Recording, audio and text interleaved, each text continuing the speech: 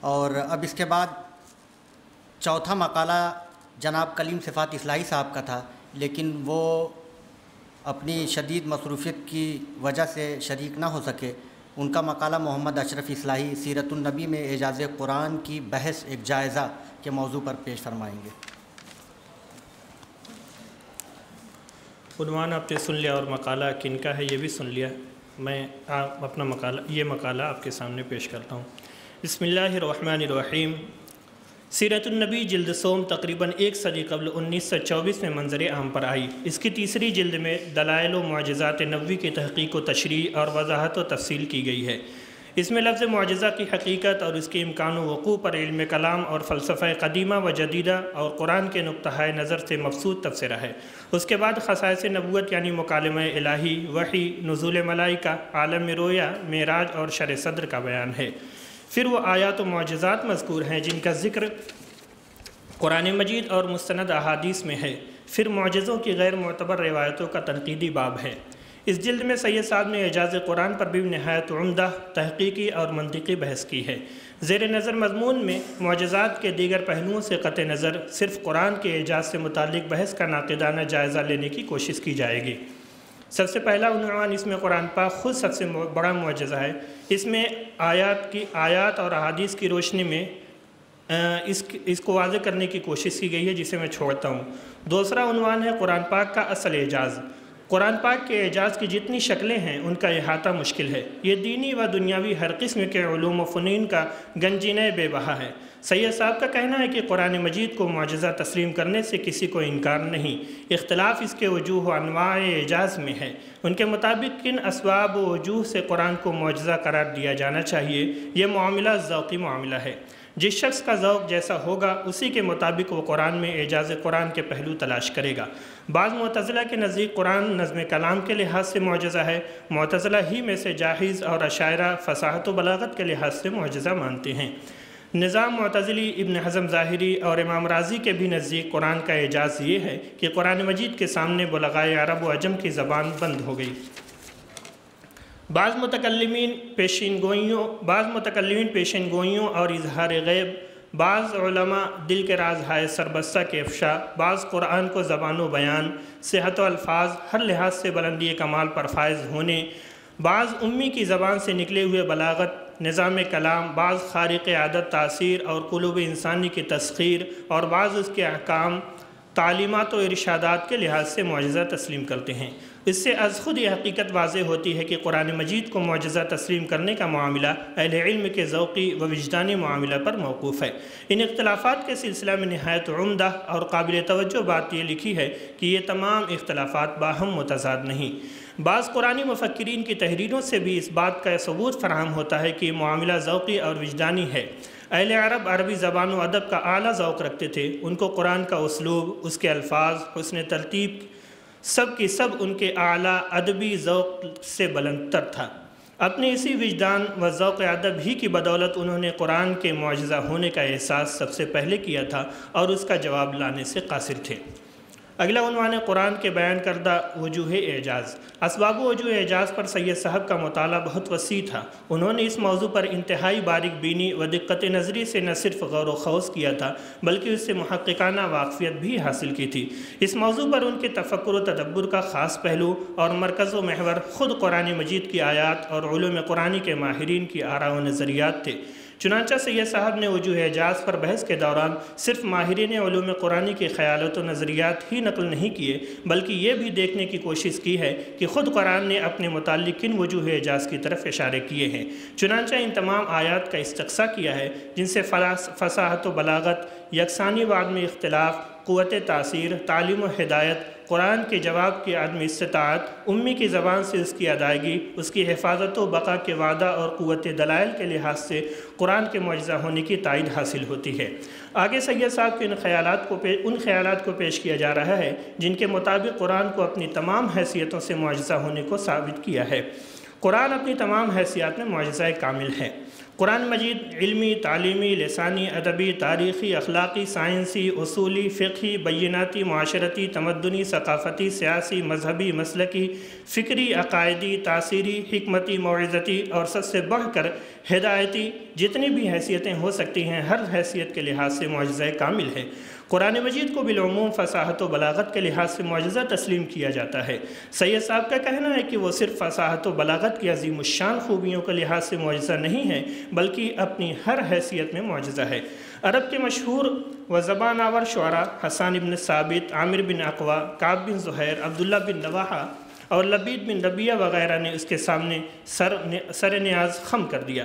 گویا سید صاحب کے مطابق قرآن کا جواب نہ پیش کر پانے کا یہ انسانی عجز ہر لحاظ سے اس کے معجزہ کامل ہونے کی دلیل ہے۔ آپ کی امیت و ناخواندگی قرآن کے معجزہ ہونے کی اہم دلیل۔ امیت و ناخواندگی انسانی اوصاف کا کوئی قابل تعریف جوہر نہیں، اور نہ ہی امیت و جہالت کو کبھی اچھا یا مہذب انسان کا خاصہ سمجھا گیا، لیکن جب یہی حالت ذات باری تعالیٰ کی خصوصی عنایت و توجہ اور اثر سے اعلیٰ قابلیت کا مظہر بن جائے تو یقیناً اس کو معجزہ ہی کہا جائے گا۔ سب جانتے ہیں کہ آپ امی و ناخواندہ تھے، لیکن جب نبوت سے سرفراز ہوئے اور محبت وحی الہی قرار پائے تو یہی امیت آپ کے کمالات ظاہری و باطنی کا طغرائے امتیاز و انفرادیت قرار پائی، اور امی و ناخواندہ ہونے کے باوجود دنیا کے سب سے بڑے معلم کی حیثیت سے ممتاز نمایاں ہوئے۔ کیا یہ ممکن ہے کہ ایک امی و ناخواندہ شخص بلا کسی غیبی مدد، دوسرے لفظوں میں فضل الہی کے بغیر اس طرح کا کلام پیش کر سکے؟ جب ایک امی سے یہ ممکن نہیں تو اگر اس کی قوت نطق و گویائی سے یہ بلند پایا کلام سامنے آیا ہے تو کیا یہ اس بات کی واضح دلیل نہیں کہ یہ معجزہ ہے؟ سید صاحب نے آپ کی امیت کو قرآن مجید کے معجزہ ہونے کی اہم دلیل مانا ہے۔ آگے قرآن کی ہر اعتبار سے جامعیت اس کے معجزہ ہونے کی دلیل، اس کے میں ایک پیراگراف کو چھوڑتا ہوں۔ آگے الفاظ، کلمات اور عبارات کے لحاظ سے معجزہ۔ قرآن اپنی تعلیمات و ہدایات، معنی و مفاہیم کے لحاظ سے معجزہ تو ہے ہی، اسی کے ساتھ اس کے الفاظ، عبارتیں اور جملے بھی معجزہ ہیں۔ اس لیے کہ قرآن کی کوئی بھی عبارت، لفظ یا کلمہ جیسے نازل ہوا آج تک ان میں ذرہ برابر کسی بھی قسم کا کوئی تغیر نہیں ہوا۔ جو لفظ جہاں ہے بالکل اسی طرح جیسے نازل ہوا تھا۔ صدیاں گزر گئیں، ان کی نہ کنو حقیقت میں اور نہ ہی ان کی معنوی و لسانی خصوصیت میں کوئی تبدیلی ہوئی۔ یہ عدم تحریف و تبدیلی اس کے اعجاز کو ظاہر و ثابت کرتی ہے۔ سید صاحب کا ذہن رسا اس نقطہ تک بھی پہنچا ہے۔ تاثیر و اثر پذیری بھی معجزہ قرآنی ہے۔ قرآن کی آیتوں میں اللہ تعالیٰ نے خاص قسم کا اثر رکھا ہے۔ نیک نیتی، خالص ذہنی اور جذبہ خالص کے ساتھ اگر قرآنی آیتیں پڑھی جائیں اور کانوں میں پڑتی ہیں تو دل پر براہ راست اس کا نہ صرف اثر محسوس ہوتا ہے بلکہ سامع اس زلف کا اسیر اور اس کی اطاعت پر مجبور ہو جاتا ہے۔